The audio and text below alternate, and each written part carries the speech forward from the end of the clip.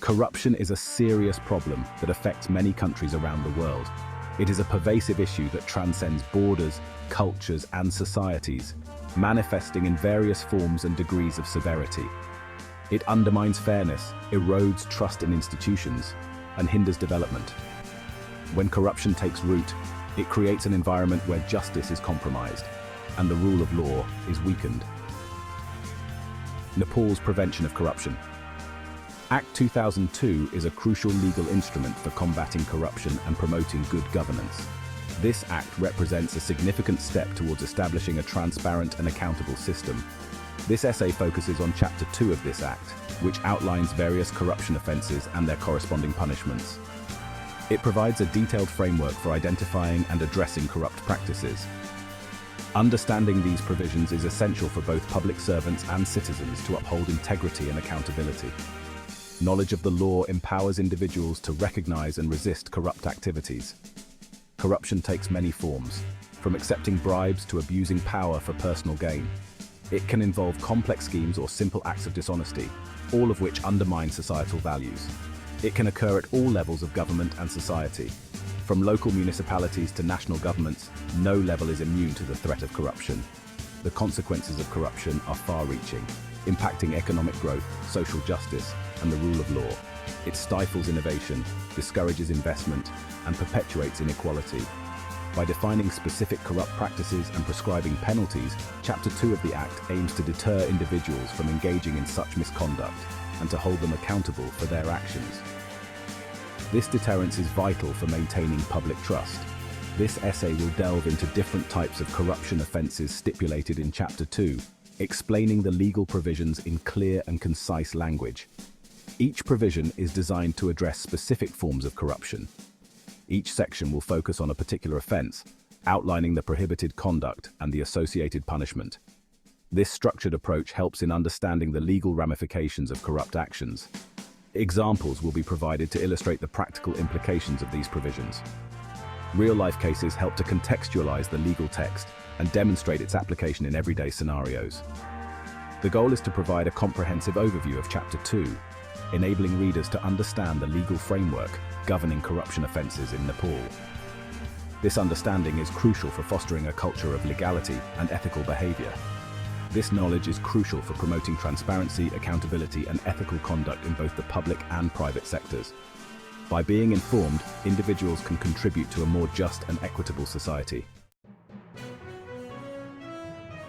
Accepting a bribe is a serious offence under Chapter 2 of the Prevention of Corruption Act 2002. This legislation was enacted to combat corruption and ensure integrity within public services.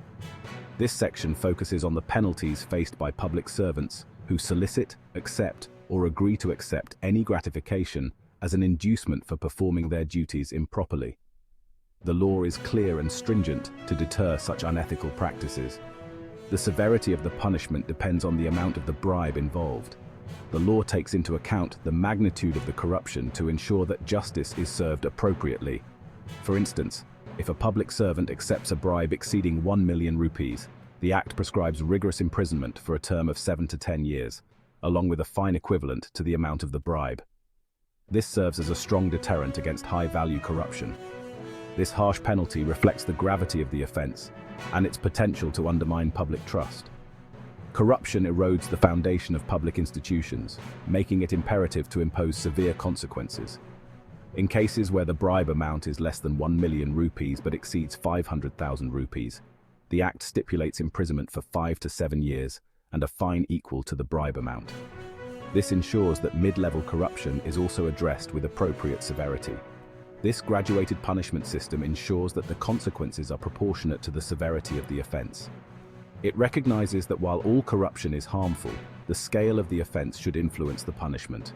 Furthermore, if the bribe is below 500,000 rupees, the public servant faces imprisonment for 3 to 5 years and a fine equivalent to the bribe amount. Even smaller acts of corruption are not overlooked. This provision demonstrates that even smaller bribes are taken seriously and will result in legal repercussions.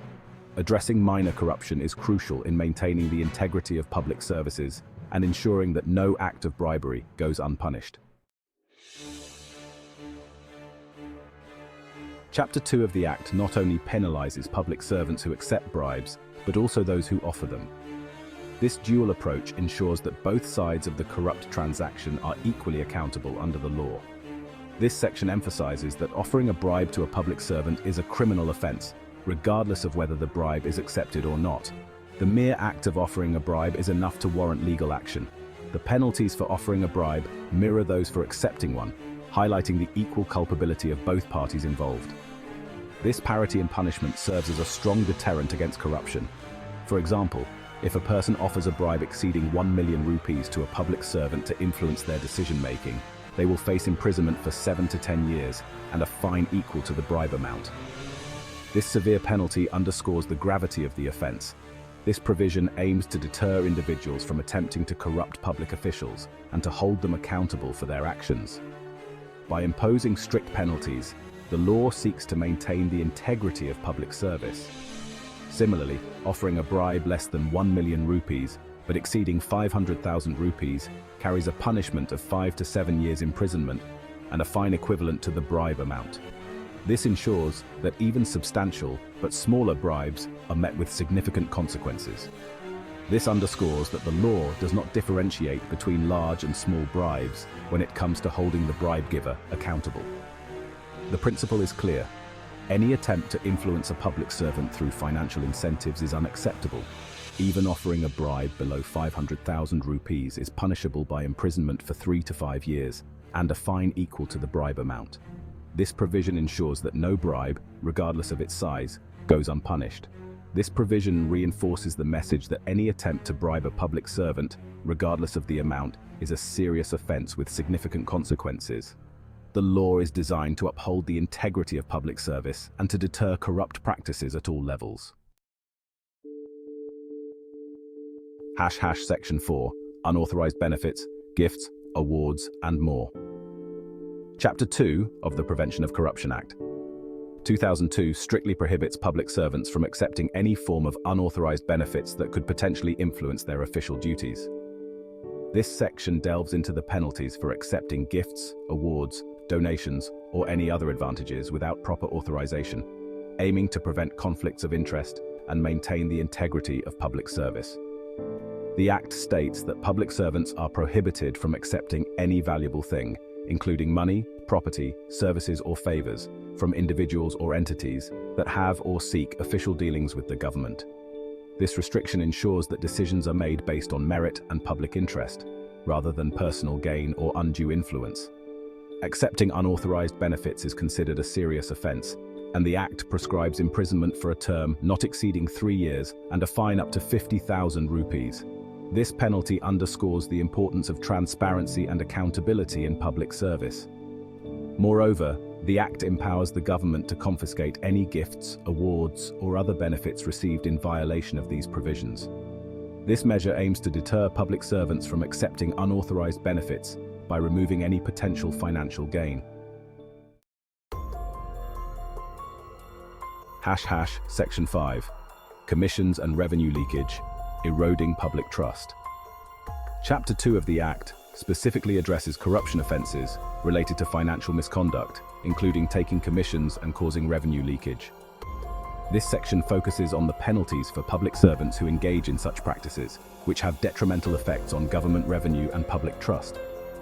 The Act prohibits public servants from demanding, accepting, or receiving any commission or undue advantage for themselves or others in connection with any government contract, transaction, or project.